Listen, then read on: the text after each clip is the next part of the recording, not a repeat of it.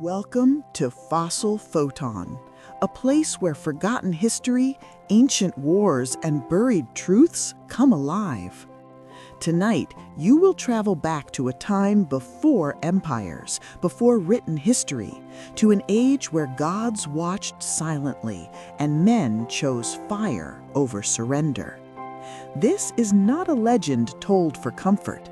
This is a war written in blood, a story erased by time and remembered only by the earth itself. Close your eyes. Listen carefully.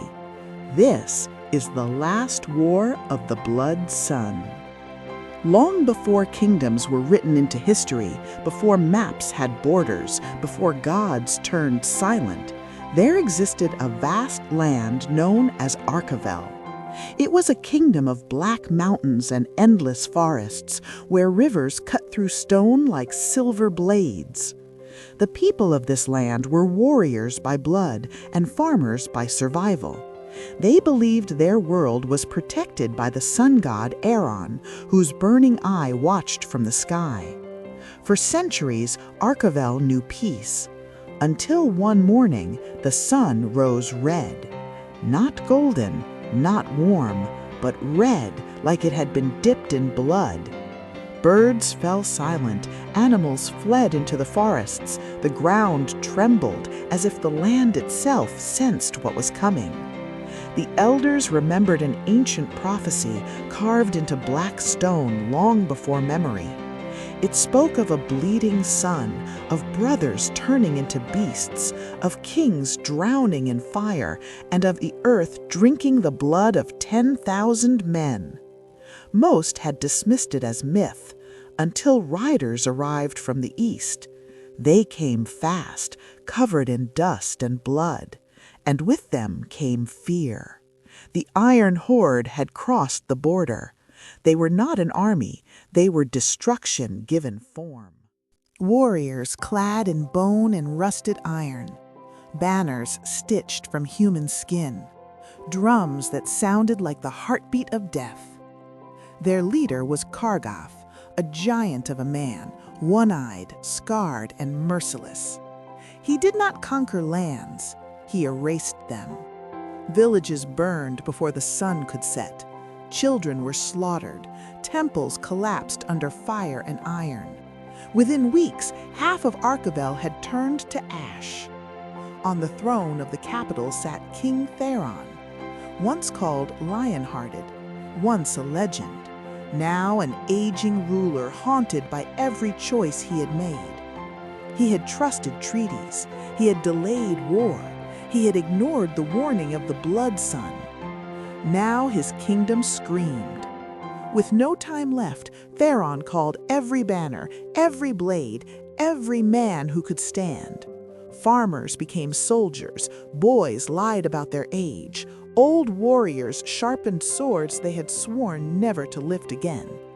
They marched to the Valley of Thorns, the final path to the capital.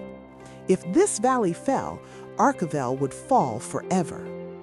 The night before battle was unnaturally silent. No wind, no insects, no answered prayers.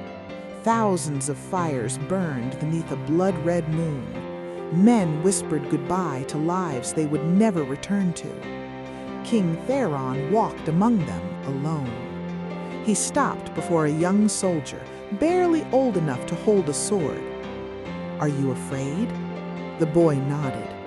"So am I," the king said. At dawn, the earth began to shake. The Iron Horde arrived. War drums thundered, war horns screamed, dust darkened the sky. Then Kargoth raised his axe, and the world broke. Arrows filled the air, shields shattered, steel screamed against steel. Blood soaked the ground until the valley turned to mud. The battle lasted hours, then days. Bodies piled so high that men climbed over the dead to keep fighting. The river turned red and the sun burned darker. At the heart of the chaos, two figures met, king and warlord, honor against savagery. Kargoth was stronger, faster, ruthless. Pharon fell again and again, rising each time through sheer will. As the blood sun reached its peak, the prophecy completed itself.